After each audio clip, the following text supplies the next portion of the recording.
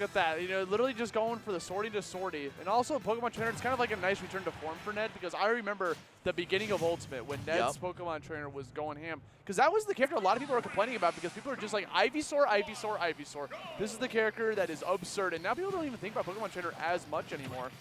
Like, hell, I feel like Tweak messed around with Pokemon Trainer for a little bit, you know? Like, so like, this character does wonders. Yeah, I think every PT player has a calling card when it comes to one of their Pokemon, right? For Tweak, it was definitely the Squirtle. For Ned, I'd say it's probably Ivysaur, but being that he's had this character either as his main or a pocket character for so long, he's pretty well-rounded with all of them. Right. But yeah, like you said, they've kind of fallen out of favor in the metagame, and I think it might be time for a comeback. I agree. I mean, the character's got a lot of good tools, right? Just having the ability to switch between 3 different playstyles on the fly is such a boon. You're like, oh, I don't like this matchup, so I'll just swap the Pokemon. You know, you having that ability. Go for the quick and nimble Squirtle, which is what we're currently on. This is really, really good for being able to rack up damage, get some quick hits, be able to kind of outspeed your opponent. And then when they start to get into the medium damage, you swap over to Ivysaur, just like this. You get him over to 62%.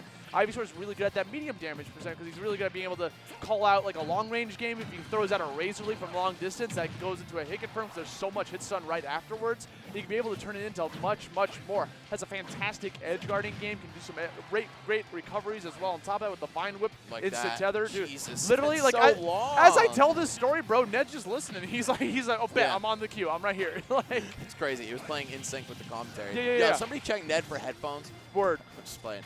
But yeah, no, you're right. Ivysaur at the mid-range is very scary. You get a lot of those kill confirms. But now, as we're climbing into the 130s on both players, might be time to swap over to Zard, get some durability, that straight kill power. And yeah, he's going to do just that. Get that extra jump to boost, you know? Yep. And now if Nhan takes this, by the way, that would be a huge win for him career-wise. I feel like, you know, these players in Ohio, guys like Doorstop and Geist, you know, everyone that they want Cosmos, their moments. They're really good, and they've had each other to play against and practice to take some of these big names. Let's just see if he can deliver on that, pull an upset against another really strong Midwest player. Ned, though, looking to set the pace and pull this one off himself. And you got to remember, there's more than just winning Big House at stake, right? You want to qualify for that Panda Cup. You want to be able to get that free trip over to the finals so you can be able to prove yourself. Because a lot of these players don't have the time or maybe the resources to travel to stuff to prove themselves. So being able to do it here and then get that free trip to prove themselves even further would be such a good boon. It might be even better than like placing really well in the tournament alone. No, for sure. There's definitely a greater storyline in play this weekend. Players like Ned probably looking to get their invite as well.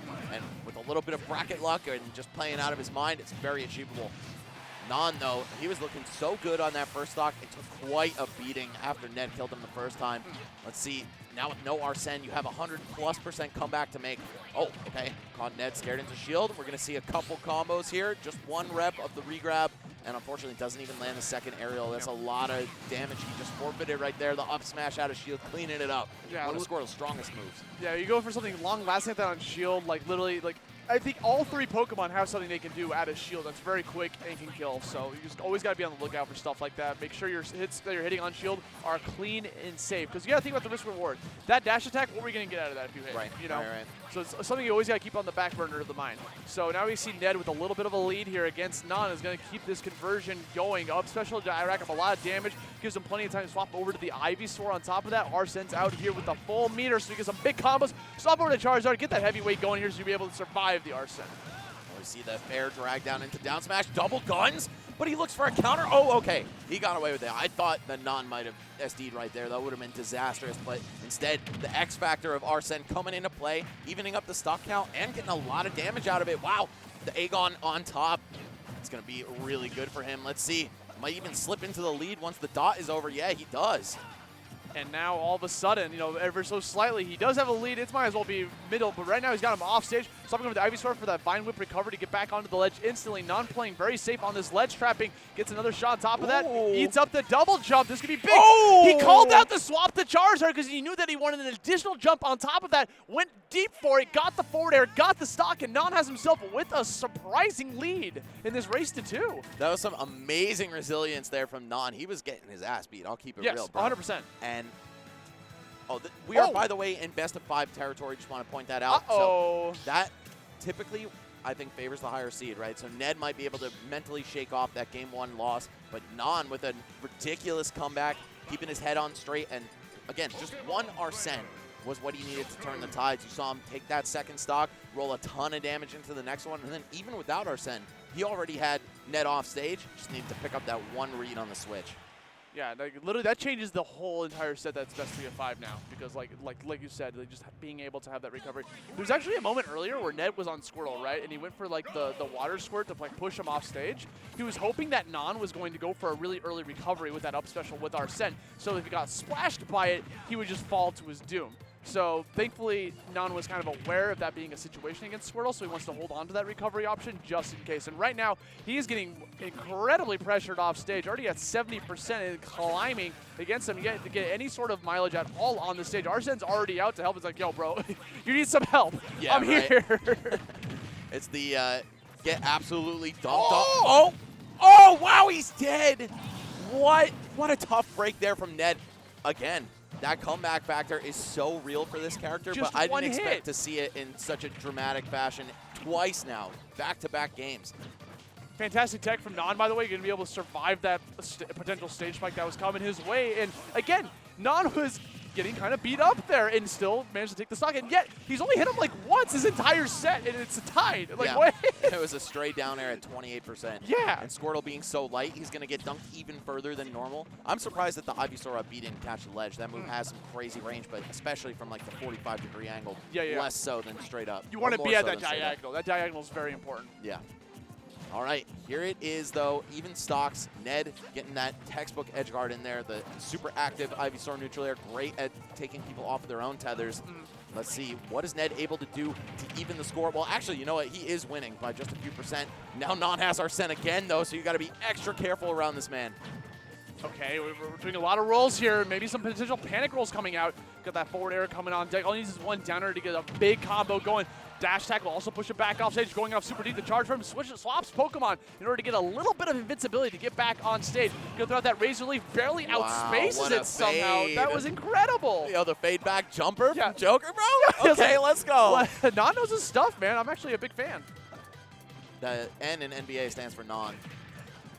All right, I really just have to say that I don't like Pokemon Trainer against Joker when it comes to burning out Arsene time, right? Squirtle, he's so light. The consequences could be devastating for messing up one interaction against Arsene, and then you don't have a projectile, right? Sure, you can maybe try to keep him away with Water Gun, but what's that really doing? And then Ivysaur, yeah, sure, you got Razor Leaf, but that's not the most present projectile. It's not really doing much to shake Joker off of you, and then Charizard's such a huge target. Overall in the matchup, I think PT is kind of fine, but there are definitely some pain points, and we're going to see Nhan take another stock right here. One away from going up 2-0 on a Titan like Ned. Yeah, you saw Ned kind of shake it off there in the camera a little bit, trying to, like, you know, breathe in, get a deep breath, try to take this game back, because this is still doable. This is incredibly doable for Ned. He just needs to take away this stock, and it becomes kind of even. I'm a big fan of Nhan's Joker, I got to say. He's good at keeping it simple and good at doing some of the more complex stuff as well. That said, Ned keeping it real simple. Jump read from the ledge with up air from Ivysaur. That move hits like a killing machine. And all right, so does Squirtle when he's got you at these low percents. Tagging on 35, just seizing the tiniest lead. But Nhan's really good at this keep away too. We see him use the gun in the A-Hawk quite a bit to build up this damage. Wow. Caught him with the grapple hook though? From that high up in the air into mid-combo? Okay, Nhan. Just a little bit of extra sauce. A little bit extra sauce for this meal, bro. Looking for that down air. I love the patience from Nhan. Waiting to, like, wait for that one moment when you think some down air is coming before committing to that up B. Because that's the problem with Arsene now. Because now we've got Mike off stage. Has to go for the projectile to get him off of it. Get off the ledge. Let me recover. And he hit that right in the corner of the ledge too, right? It didn't even touch the floor of the stage. But the height of the pillar was enough to shake Ivysaur off his back. And now we see another back air attempt here. No, Nhan actually overextending. Loses stage control off that edge guard attempt. All right, yeah, a little flamethrower chip and the forward air to close it out, calling that jump. All right, Ned with a crazy comeback after a very shaky start, not only to this game, but to this set. Gonna be able to tie up the game with that high three, man. That's the classic forward air, good anti-air. High three. That's what it is, bro. Yeah, he gets him with the anti-air, man. Honestly, speaking of anti-airs, that Ivysaur up air, dude, like that just covers so much space when you're on the ledge. Like if you're gonna jump, that might cover get up normal if you fast fall it, you know, like it's such a good tool for all sorts of edge guarding options, which we saw a lot from Ned. I'll just say, if you have a heart condition, do not go on ultimateframedata.com or Ultimate Hitbox Viewer and look at Ivysaur's up air. do not. It's a jump scare. Yeah, it really is. And They put a warning on it. yeah, it's certainly not something you want to look at if you're in a vulnerable state of mind. Let's put it that way. I mean, if you're a Pokemon trainer, man, you know, maybe you look at it like, yeah, that's right. Yeah. Skill diff. Very true. So we're going to come into game number 2, going to stay with the Joker. We do know that Ned does have the Sephiroth, and he's not instant picking Pokemon trainer right now, so okay. We're thinking a little bit here, going to stick with the Pokemon trainer this time around. Definitely has that Sephiroth that has been known for a while, right? Mm-hmm. And we've been seeing a lot of Sephiroth resurgence lately, especially with Ken. So wouldn't have been shocked if he wanted to switch for it. Maybe he doesn't want to deal with Sephiroth versus Joker because Sephiroth likes being able to play the slow game, keep people at a distance, and Joker kind of zone break that really fast with his aggressive play. So wants to keep up with Pokemon trainer. Exactly. I think this is the better call for the matchup. Sephiroth does kind of struggle against guys like Joker who are so good at infiltrating that space he needs to control. I also want to point out, I'm pretty sure Nhan used to main Lucina until, I don't know how recently, but, you know, it seems like he's favoring Joker lately. And Lucina, I think, has a little bit of trouble with Sephiroth. So I think they've both kind of landed on using these characters for probably the entirety of the set. But maybe if Ned goes down 2-0, we'll see him make the switch. Yet you might be dead. No, okay. Good Charizard's recovery. up B, just so good. Again, just always not just the up B, but just having that additional double jump on top of it from swapping 100%. always gives him that little bit of extra oomph to get back onto the stage. That back air almost getting a KO at 75 damage and coming up. This is what's going to be really tough. Misses the downer. Nhan's going to be, you know, kind of counting his blessings getting back onto the stage right there. How did he make that trade? Wow, the Aegon clipping the top of Flamethrower. The pillar barely tickled Charizard. But My fire's better. Yeah, I genuinely cannot tell you the intricacies of that beyond what I already said. That's how Charizard turns into Dark Charizard, bro. That's how it starts. Yeah. He gets angry. Exactly. Can't handle this right now. Tosses him off, goes for the initial trade, just lands right on top of him, and Nhan has himself with a slight lead here. Ned literally one Razor Leaf from being able to close this out, though. We have yet to see the Razor Leaf into a Vine Whip conversion off stage, but again, it is because Joker is such a nimble creature. Oh, if you footstooled, that would have been it. Do you think he was thinking about it? I don't think he was, but even still, my eyes lit up red when I saw that situation. There's probably nothing Ned could have done to get out of that, but either way, yet again, it's Nhan taking the early lead in 3 of these games back-to-back. Ned making the comeback in the last one. Let's see if he can do the same here. It's all about holding on to the lead this time around for Nhan, just making sure to keep this momentum going, which he's doing a pretty good job so far. Shared to same amount of stocks, but 55 damage here on Ned. Tries to get that down, kind of a weird down smash. I was expecting an air dodge into the ground potentially, or maybe just a misinput. Not entirely sure what was going on there. I think everything changed when he got himself reversal, going for that edge guard in game 2, right? So as long as he's keen about not overextending, Nhan is in a position to win this game, and potentially this set really does look like PT has a few really big struggles in the Joker matchup, and Nhan's taking full advantage of all of them. Getting a lot of use mileage out of that gun, too. Just going for the jump gun part, being able to just get those hit stuns, messes up your jumps. It's really good at clipping double jumps, too, so you get no height on it whatsoever. That's what makes it a really strong tool as an offstage game, which you'll see a lot of from Nhan. Yeah, and he's nice and reserved with it, too, right? You'll see a lot of Jokers kind of use that as a panic landing option and get punished from the side, very similar to Cloud down air in Smash 4. Oh, my God. What? Flame I can't believe Blitz. that Flare Blitz actually connected right there. Maybe Nhan was looking for the Tetrakarn right there. I'm not sure what happened, but either way, he's going to pick the stock up. Had to take an extra 30 in the process, but now he's got Arsene, and it's Squirtle who's out here. We could see it, or we could have seen maybe down air into up smash, close that stock out uncomfortably early. Arsene's not only scaring the damage department, but just the sound effects department, man. You hear those hits sound hurtful when you have Arsene's out here. To them. Yeah, you know, so when you got the bass blasting in the speakers on the main stage, you definitely feel those in the audience. So I can only imagine how the players feeling. Barely avoids that Razor Leaf. Yeah, that time it was Ned with the fade back, right? He barely avoided Aha and got his own projectile off. All right. Either way, it's looking worse and worse for Ned as time goes on in this game 3 here. Still has a chance. Obviously, Pokemon Trainer, insane comeback factor of their own in the form of Charizard, and I guess Ivysaur's day 1 ledge trap with the charge forward smash. Yeah. That will still work, guys. Day 1, as you may call it. I fell for that in 2018. I'm still falling for it today. Right. People figured it out immediately for a reason. It's because it's a really good option. covers jump and neutral get up particularly well. So many characters have like that fadeaway forward smash. It's such a strong tool. And now we're kind of coming down to the nitty gritty here in game number 3. This might spell the story of the rest of the set, depending on who can take out this game. And we're coming down to it, right? Got a lot of close calls so far. I think he just needed one more drag down hit to make that go through. Wow, the up smash not killing, but the up air will do it. Nhan almost getting a huge comeback. Dante right there from Ned, but managed to make it through. My God. PT is scary, bro. You get Ivysaur at the mid-range, Charizard at the high range. Sometimes you could just take that one back air or that one down throw to Vine Whip or that one Razor Leaf into up air. Whatever it may be, it can happen to you. But Nhan able to stay composed for the entirety of that game 3 right there. It was looking so rough at the end, but he clutched it up. This would be an amazing set for Nhan to win. This is Nhan's set to win. He's got the lead. It is 2-1 in this best 3 of 5, top 96. He'd be going into top 48 if he wins this bracket. That'd be a very incredibly good spot for him to be in here at the Big House, as well as taking Ned out. But all of a sudden, Ned's no longer playing around. I don't know if he was playing around to begin with. I think it was a tactical choice to use the PT instead, but choosing to do or die by the Sephiroth. This is the character he's been playing the vast majority of the time since his release. Could be a comfort pick, because it's like, okay, Pokemon Trainer is clearly not working. Let's just give it a shot, you know? Might as well see what we can do with this character. On paper, Joker looks like he wins this matchup, but hey, we'll have to wait and see how this plays out. I mean, Sephiroth's got that very extremely long sword, so he can easily do like that poke away game, right, with the forward airs, the little purple Skittles, being able to throw them at him just to apply some pressure from a distance on top of that. So we'll have to wait and see how this plays out. Yeah, you don't want to bring his sword to a gunfight, though, and Nhan has already shown to be very proficient at the keep-away game with Aha, with gun, and just with Joker's speed, right? He also strengths so low to the ground when he's dashing, which is very annoying for characters like Sephiroth. Talking about how in some of the previous matches, right, like Joker versus Pikachu, you have to wait to swing your aerial very low to the ground to actually hit these tiny characters, and Sephiroth feels that in a big way in matchups like this one. Yeah, 100%. It's like less about the combo game for Sephiroth and more about just the get out of my face. Like, get away from me. Keep him at, like, hair's distance. You abuse the range of your sword, which we're seeing a lot here from Ned.